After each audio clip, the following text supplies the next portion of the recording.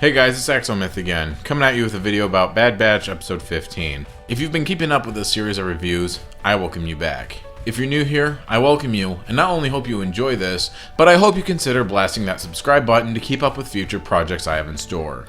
We only have one more week of Bad Batch left. Just a quick spoiler warning. If you haven't watched this week's episode of Bad Batch, you may want to do so. Trust me on this one. There are some spoilers with a capital everything.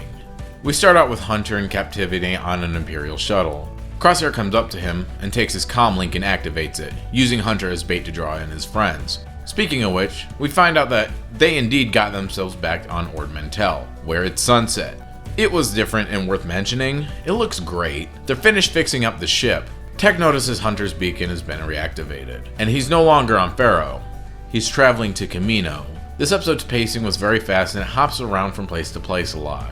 I think it's fine, but I feel like this could have slowed down if they either made this into a 4-episode arc, again getting rid of episode 13, or made this one a little longer. But like I said, it's fine. It just feels a little rushed, but not in a incomplete way. More like rushing to get to the end sort of way. The best way I think I can describe it is, I once went to see Aladdin on Broadway.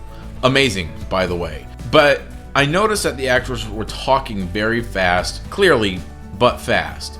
They seemed to move to their positions a little too fast as well. Not during singing and dancing, mind you. So it seems like they were sort of rushing to get to the end because, you know, this is their job and they probably just want to go home. But I feel like this episode does do it for different reasons. Namely, getting to the more important stuff later on, if you will. Crosshair delivers Hunter, and Rampart is a bit confused about the whereabouts of his team. Crosshair tells him that they will be here shortly, and they will pick up upon delivery. Was that a UPS joke? Rampart dismisses Crosshair, and he walks Hunter off. One of Crosshair's squad confides in Rampart, telling him she doesn't quite trust Crosshair's intention. Rampart tells this specific trooper to keep a close eye on things, as I do believe that this was the same trooper who survived later on. With the helmet on, it's really hard to tell. It was really interesting to see that they have the first wave of Stormtrooper armor on Kamino, already replacing the regs. Just a small detail I noticed. I liked it. More of the Empire moving into position, you know? Crosshair walks Hunter through the Kamino halls. Exciting sentence, right? But the real interesting part is Hunter starts noticing something. The same thing I honestly did. There are no regs, just the Stormtroopers. There are also no Kaminoans to be seen. They're evacuating this place to be decommissioned. Hunter pleads with Crosshair to stop this while he can. Clones are next. Crosshair blows this off. Not the ones who matter. They enter this room. Tech later refers it as the main cloning deck, though I thought this title would have gone to a floor we see in Clone Wars where we literally see clone embryos. But I digress. Here we're told by one of Crosshair's people that they found the Marauder. Our favorite weirdos from the corner of the room arrive to Kamino and get through the blockade of 3 Ventilator-class Star Destroyers very easily. It's like they weren't even there, though I suspect they let them through. Omega knows about this platform not many people from Kamino know about. They had to get the Marauder super close to the water, practically dipping its wings into the water that close. And a landing platform rises up from the water. Apparently there's an underwater tube system we're just finding out about. The explanation is the Kaminoans are very secretive. Not quite sure how I feel about that, but I guess it does kind of make sense that they would have this. Something else I noticed and really liked was our first wet person look. Literally everybody who has been in water in the Clone Wars either had no hair or had a helmet on. Omega is literally the first person to have wet hair and clothes. Good job, what you get is a soggy pair of pajamas. Omega isn't nearly as amused as I am though. She really doesn't want to be back here. This isn't really a home sweet home situation. I bet all she remembers is her isolation from literally everybody. We arrive at our destination, which is Nala Se's personal science lab, also the place of Clone Force 99's origin. We also find out here that despite their experience and looks, Omega is actually older than the Bad Batch. It would be nice to know by how much. I assume the Bad Batch themselves would have been like second wave clone troopers or something, to be as old as they are and to be on as many missions as they make it sound like. But Omega is also old enough to remember seeing them as baby clones, so it's really hard to tell. Now I wonder how old Omega is. Moving on, the Bad Batch don't tell us much we don't already know. Places being decommissioned, people who refuse to leave with the Empire executed, etc., etc. Though they meet an old friend, one I cannot believe is still alive. He goes by the name AZ. In the unaired episodes of Clone Wars Season 6, he helps Fives uncover the inhibitor chip. A bunch happened in that arc, and it's not really relevant to this particular episode, but I recommend you watch that arc. It's like the first one in that season. I neglected to mention him, but he was also there helping Omega in the first episode. He's sort of a beloved droid at this point to me. One that I love because he's been through so much, but I kinda hate because he's kind of annoying. We find out he survived only by hiding. Tech comes up with a plan. Instead of going up through the main entrance of the training field, we'll take the lift up to the middle of the floor. Feel like that should have been a red flag to begin with, since they knew he was going to be sniping them anyway. Really feel like it would have been smarter to get to the observation deck of the training room and snuff Crosshair out from there. I feel like Tech should have known that one. Anyway, the squad send Omega back to the ship, which she ignores, and they tell her to call Rex if anything goes south. The lift rises up and they're immediately surrounded by Crosshair and his team. Some serious stuff goes down here. First, he knows Omega is here and doesn't buy into the BS Record tells him. He sends one of his troopers, the one talking to Rampart earlier, I believe, to find her. The entire reason Crosshair brought them here is to attempt to be the bigger person and recruit his old team members. Pretty Darth Vader style, if I might add. Think of what they could do. They're not regs. They're superior.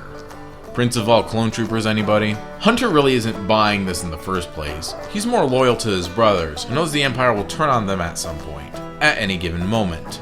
He questions why they should trust Crosshair. Just real quick, this on Crosshair's part really seemed like one of those supervillain plans that always fail. Like in old action cartoons.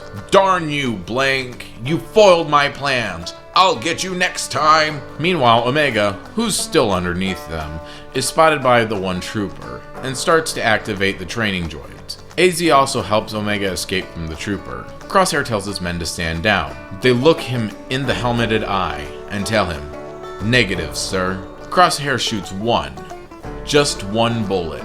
It bounces off a few mirrors, and hits 4 of the 5 of his men. He and Hunter tried to speak again, but then all the droids Omega called are up and running, and they join forces with Crosshair. I love seeing Omega's bow hit a few of these things. Though the droids never actually left the floor, it was like seeing stormtroopers fly backwards from Chewbacca's bowcaster from The Force Awakens. It was pretty satisfying to see, and the crunch these droids made by being hit by the bow was just amazing. The trooper sees the Bad Batch and Crosshair join forces, and reports back to Rampart that he's gone rogue. Rampart just tells her to return fast, let the clones die by themselves, and she does. Rampart then reports to Tarkin, assuring him that the cloning technology is now the Empire's. Everybody important is off base.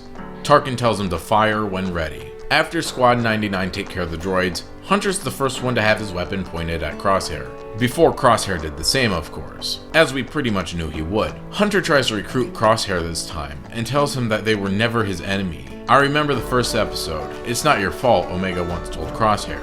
It was his inhibitor chip. Crosshair gives us the rather shocking revelation that he's had his chip removed a while ago. Hunter asks when this took place. Crosshair retorts that it doesn't matter, and before Crosshair can take a shot, Hunter stuns Crosshair, and then has Wrecker pick Crosshair up. A lot of compassion for this guy. Just as they're escaping with Crosshair in tow, Rampart starts firing upon the Kamino station. We get one last good look on the station before it's destroyed to smithereens, with the Bad Batch still on it. And that's where this cliffhanger ends. This was a very chilling episode, and I loved every minute of it. The show really needed more episodes like this. I also noticed how dark this episode seems to be in terms of overall lighting, especially at the beginning. Me and my wife usually watch things with the light on because we don't normally think about turning them off, but this time we actually had to see anything. It got better as the episode went on mostly. Most of this episode does take place on the Kamino facility, so that's pretty expected. Felt like the brightness could have been turned up only a slight bit. Don't want it to come across goofy, but at the same time, you don't want to have a Solo situation where people were having problems seeing the movie in theaters, in a dark room. I like that Crosshair feels like he was abandoned. Hunter calls him out for even trying to kill them. They didn't have a choice. Crosshair replies to this with, "Neither did he." And he's pretty right, which is chilling. But it's pretty weird when he tells Hunter that he's going to give him a chance because, like, they did.